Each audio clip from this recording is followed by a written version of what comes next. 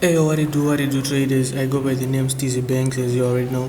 I welcome you back to my YouTube channel, guys. Please do me a small favor, like, subscribe, and turn on that notification bell as you help me to grow this channel, guys.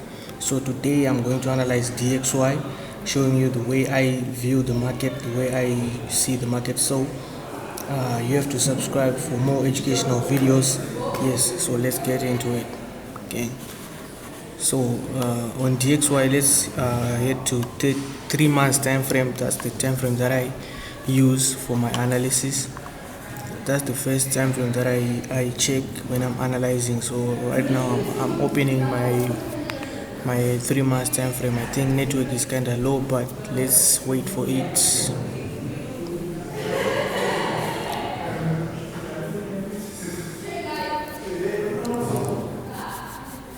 Let's wait for the network. Yeah, so we're there now. First thing first, we have to look for the market structure. What is the market telling us? The market right now, as you can see, basically we had this beautiful impulse to the downside, and then this small correction like this sideways. So we want to investigate more, like which type of a correction is this. So I use channels a lot, so I take my channels from the point where the market reversed first and then straight to this point over here. I'll do a small video talking about this concept alone, but let me just analyze then we put it like this. So these are my zones of sensitivity. First zone of sensitivity, and this one again. So if price respect this, we are headed to the downside, but if price breaks above, we are headed to this point. So these are my options for now.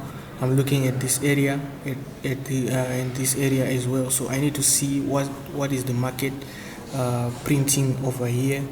Is this a beautiful setup for us to continue with our sales, or is just a correction to continue with our buys? That's what I'm trying to investigate here. So we put our wave count, like this is our 0, this is our A, this is our B. So I don't know, maybe this is our C or this is our C, but as for now we are undecisive. So on the monthly time frame, we head to the monthly time frame to see more.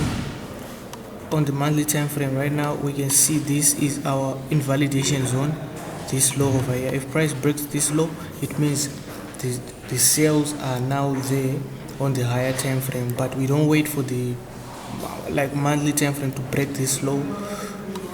We look for possible entries, opportunities inside this area.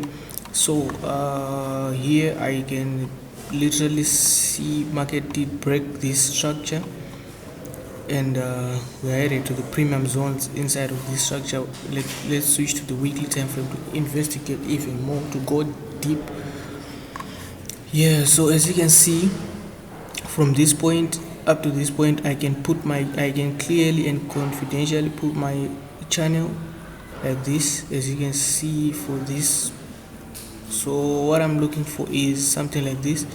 As you can see, it gave us this first impulse. This is a correction.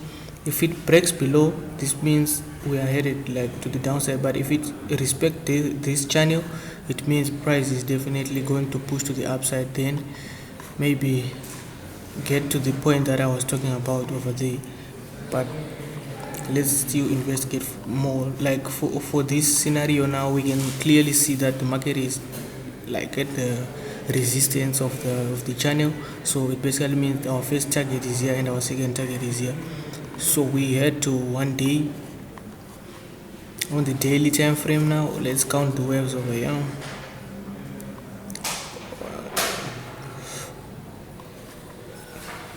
These are 0, small, like counter trend, 3, 4, then 5. As you can see, we can use the channel again for counting the waves. We put it like this. Price took out this low of the channel and it came to retest. So this basically means it was a beautiful and nice wave count here. 3, and this is our wave 4. We're headed for wave 5. So let me change this setting.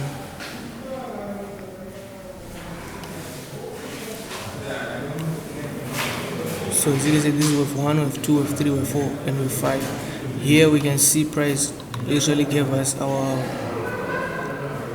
WXY over here 0 WX, and this is our Y, and it took out this low over here.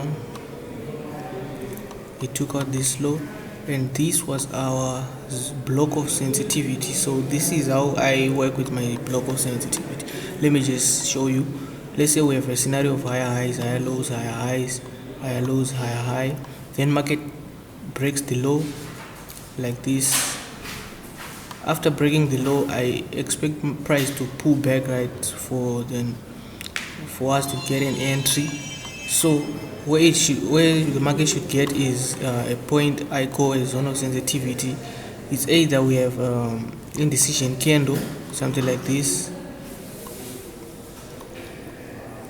Maybe these are the candles we look, indecision candles, like the Doge candlesticks, the pin bars, and like this scenario over here. We have this, like this small, I don't know what to call it, but I think this is a pin bar or whatever it is, I don't know. But as you can see, price did came back inside and took out that area. So where is the next zone of sensitivity? The zone of sensitivity right now, we can see it over here.